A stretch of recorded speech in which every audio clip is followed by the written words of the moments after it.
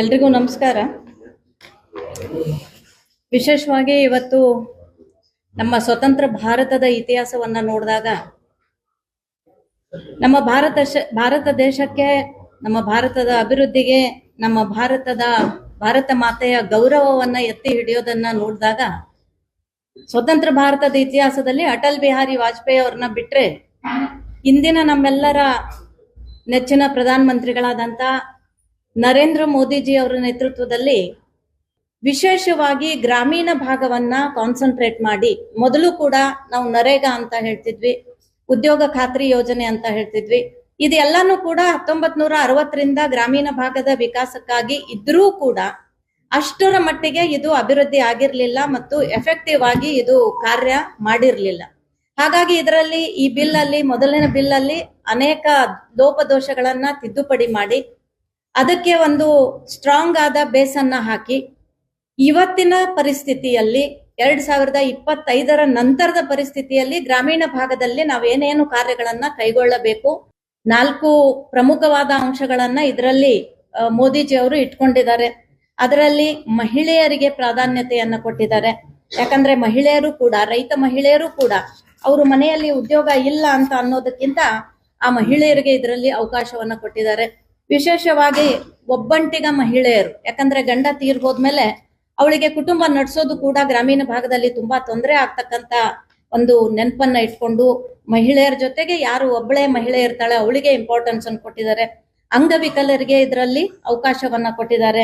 60 ವರ್ಷ ಮೇಲ್ಪಟ್ಟವ್ರಿಗೂ ಕೂಡ ಅವರಿಗೆ ಸಂದರ್ಭಕ್ಕೆ ತಕ್ಕಂಗೆ ಯಾವ ಉದ್ಯೋಗ ಮಾಡ್ಬೋದು ಅದನ್ನು ಕೂಡ ಇದರಲ್ಲಿ ಕೊಟ್ಟಿದ್ದಾರೆ. ಮತ್ತು ವಿಶೇಷವಾಗಿ ತೃತೀಯ ಲಿಂಗಿಯರು, ಟ್ರಾನ್ಸ್ಜೆಂಡರ್ ಅಂತ ಏನ್ ಹೇಳ್ತೀವಿ, ಅವರಿಗೆ ವಿಶೇಷವಾಗಿ ಇಲ್ಲಿವರೆಗೂ ಗೌರವದ ಬದುಕನ್ನ ಬದುಕುವಂತ ಅವಕಾಶ ಇರ್ಲಿಲ್ಲ. ಆದ್ರೆ ಈ ಬಿಲ್ ನಲ್ಲಿ ಅವರಿಗೂ ಕೂಡ ಸ್ವಾಭಿಮಾನದ ಬದುಕನ್ನ ಬದುಕೋದಿಕ್ಕೆ, ಅವರು ಕೂಡ ಗ್ರಾಮೀಣ ಭಾಗದಲ್ಲಿದ್ರೆ ಅವ್ರಿಗೂ ಕೂಡ ಉದ್ಯೋಗದ ಖಾತ್ರಿಯ ಒಂದು ವಿಶ್ವಾಸವನ್ನ ಈ ಬಿಲ್ ಅಲ್ಲಿ ಇರೋದು ನಮ್ಗೆ ಬಹಳಷ್ಟು ಸಂತೋಷ ಪಡ್ತಕ್ಕಂತ ವಿಷಯ ಅಂತ ಹೇಳಿ ನಾನಿವತ್ತು ಹೇಳೋದಕ್ಕೆ ಬಯಸ್ತಾ ಇದ್ದೇನೆ. ಗ್ರಾಮೀಣ ಅನ್ನುವಂಥದ್ದು ನಿಮ್ಮೆಲ್ರಿಗೂ ಗೊತ್ತಿರೋ ಹಾಗೆ ಮುಂಚೆ ನರೇಗಾ, ನಂತರ ಮನರೇಗಾ, ಈಗ Viksit Bharat 2047. Right to work is a fundamental right guaranteed under Indian constitution. ಮೂಲ ಸೌಕರ್ಯಗಳನ್ನ ಹಳ್ಳಿಗಳಿಗೆ ಕಲ್ಪಿಸಬೇಕು ಅನ್ನುವಂಥದ್ದು.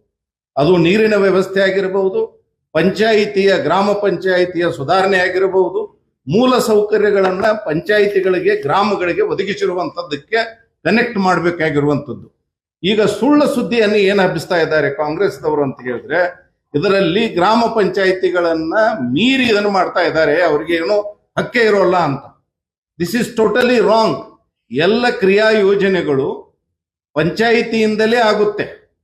ಆದರೆ ರೈಟ್ ಟು ವರ್ಕ್ ಅನ್ನುವಂಥದ್ದನ್ನ ರೈಟ್ ಟು ಕನ್ಸ್ಟ್ರಕ್ಟಿವ್ ವರ್ಕ್ ಮಾಡುವಂತ ಒಂದು ದೊಡ್ಡ ಚಿಂತನೆ ಇದರಲ್ಲಿ ಆಗಿದೆ. ನಾವು ಕೊಟ್ಟಿರುವಂತ ವರದಿ ಅಲ್ಲ ಇದು, CAG ಕೊಟ್ಟಿರುವಂತ ವರದಿಯನ್ನ ಆಧರಿಸಿ ಪಾರ್ಲಿಮೆಂಟ್ದಲ್ಲಿ, it is a federal system, ಆದ್ರಿಂದ ಈ ಕಾನೂನಿನಲ್ಲಿ ರಾಜ್ಯ ಸರ್ಕಾರಗಳಿಗೂ ಬಹಳ ದೊಡ್ಡದಾದಂತ ಕರ್ತವ್ಯಗಳನ್ನ, ಜವಾಬ್ದಾರಿಗಳನ್ನ, ಹಕ್ಕುಗಳನ್ನು ಸಹ ಕೊಟ್ಟಿದ್ದಾರೆ. ಹೀಗಾಗಿ ಕಾಂಗ್ರೆಸ್ ಸರ್ಕಾರ ತನಗೆ ಮಾತ್ರ ಈ ಕಾನೂನನ್ನು ಮಾಡಿದೆ, ನಮ್ಮನ್ನು ಕೇಳೇ ಇಲ್ಲ ಅನ್ನುವಂಥದ್ದು ತಪ್ಪು.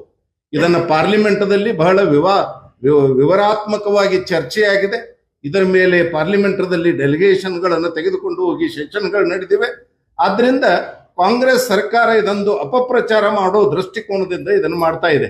ಎರಡನೆಯದಾಗಿ ಇದರಲ್ಲಿ ಬಹಳ ದೊಡ್ಡ ಪಾರದರ್ಶಕತೆಯನ್ನು ತರುವಂಥದ್ದು.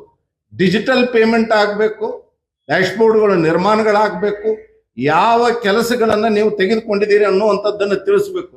ನಿಮಗೆ ಹೇಳಲಿಕ್ಕೆ ಇಚ್ಛಪಡ್ತಾ ಇದ್ದೇನೆ, ಎಷ್ಟು ದೊಡ್ಡ ಪ್ರಮಾಣದಲ್ಲಿ ದುರುಪಯೋಗ ಆಗ್ತಾ ಇದೆ ಅಂತ ಹೇಳಿದ್ರೆ, ಒಂದು ದಿವಸದ ಕೂಲಿಗೆ 10 ರೂಪಾಯಿ ಕೆಲಸ ಆಗ್ತಾ ಇಲ್ಲ, 10 ರೂಪಾಯಿ ಕೆಲಸ ಆಗ್ತಾ ಇಲ್ಲ. ಹಡ್ಡಿರೋದನ್ನ 10 ಸಲ ಹಡ್ಡಿಸ್ತಾ ಇರುವಂತದ್ದಾಗ್ತಾ ಇದೆ. ಅಲ್ಲಿ ಆಬ್ಜೆಕ್ಟಿವ್ ಇಲ್ಲ, ಉದ್ದೇಶ ಇಲ್ಲ. ಇದರಿಂದ ಏನಾಗ್ತಾ ಇದೆ, ಒಬ್ಬ ಸಣ್ಣ ಹಿಡುವಳಿದಾರ, ಒಬ್ಬ ಸಣ್ಣ ಕೃಷಿ ಅನ್ನು ಹೊಂದಿರುವಂತ ಒಬ್ಬ ರೈತನಿಗೆ ಅದನ್ನೇ ನೀವು ಡೈವರ್ಟ್ ಮಾಡಿದ್ರೆ ಅವನ ಹೊಲಕ್ಕೆ ಕೊಡಿ ಅಂತ ಹೇಳ್ತಾ ಇರುವಂತದ್ದು ಇದರಲ್ಲಿದೆ.